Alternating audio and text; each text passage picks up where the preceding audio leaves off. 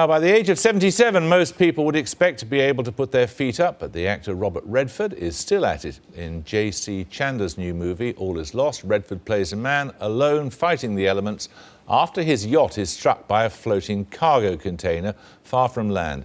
He's the film's only speaking role, and there isn't all that much speaking at all. In his only UK television interview, the actor met the film critic Tom Schoen.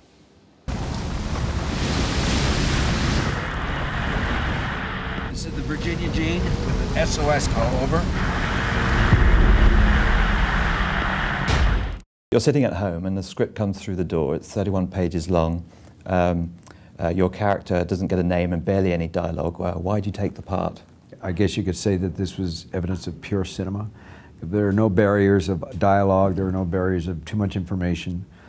It was pretty much existential in that you just had to be there, and it would give the viewer a chance to come closer to you as a character. For all those reasons, it could easily have gone so wrong, though. Did you and the director, J.C. Chandor, ever kind of look at each other and say, you know, what are we doing? Well, I used to say that to him. Yeah, I think probably there was always that shadow around the film. What are we doing here? This is the Virginia Jean with an SOS call, over.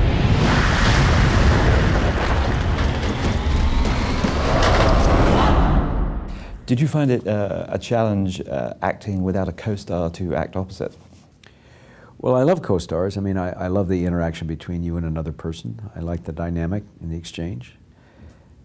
But on the other hand, I felt totally comfortable with this character because there was his co-star was the water, you know, and the boat. And I had to be comfortable with that, and I was. Until it got really stormy. Is that what reminded you of Jeremiah Johnson, another role of yours that you've compared it to? In many ways, he's acting opposite the land in that here it's the sea, there the American West. It did, but only after. I was too busy getting through it. I was too occupied with the character and what we were going through because it was so intense. But after the film was over and we could think back on it, I realized that it had a common theme in the sense that Jeremiah Johnson, which was in 1970, that was a man going through incredible obstacles that seemed impossible to overcome, but he just kept going. And that was on land. This same thing happens here, and I realized that there was something thematic about that point when things seem so impossible, when all seems to be lost. You're 77 now and obviously in great shape. Were you prepared for all that he put you through in the course of the film? I was offered doubles when we talked originally. I said, well, this is pretty intense, you know, it's pretty intense stuff here physically.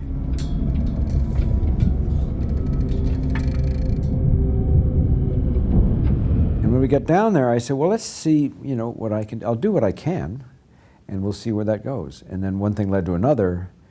As I got more into it, I got more into it.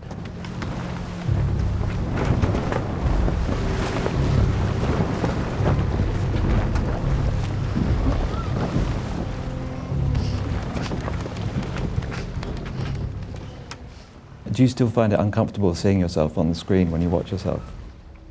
Yeah. I can't explain it. I just never have really liked it much. But I've only seen this film once. I didn't see dailies. I didn't go to the monitor like it happens quite a bit now. I'm not a fan of the monitor, either as a director or an actor. Although it's become kind of de rigueur for actors and directors to hover around the monitor. Not for me. So when I'm playing a role, I'm in the role, and I don't want to be distracted by critically looking at myself.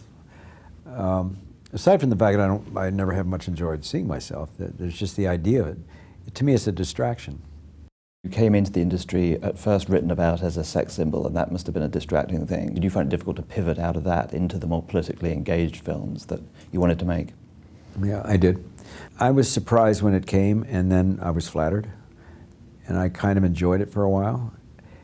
And then I realized that I couldn't slide out of it, that it was being attached to me in a way that began to feel uncomfortable because I felt it became a restriction in terms of being, the performances I would give would sometimes be overcome by how I looked, how the critic would focus on that rather than more subtle things within the character.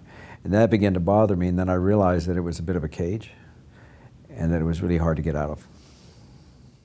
You've been very passionately engaged with America throughout your career. One thinks of films as, from All the President's Men through Quiz Show. You could almost say she's your most constant co-star. How has America changed in your lifetime? Well, nothing's changed in terms of my interest. I felt early on when I had the chance to tell my own stories as a producer, acting producer, and then director, that what fascinated me was my own country, but not the country that was propagandized, not the country that was over-promoted like it was at the end of the Second World War. When I was a little kid growing up, I remember hearing all these slogans about do your bit. It's happiness and doing your best, and it doesn't matter whether you win or lose, it's how you play the game. And I realized as I got older that a lot of that was a lie. And there was a gray zone in America in between. And I got interested in that because I thought that's where things were more complex. I didn't see it so black and white. And because of my own life experiences, I saw a different America, still America that I loved. But there were stories I wanted to tell about the gray part where things were more complex. They were not so easily determined.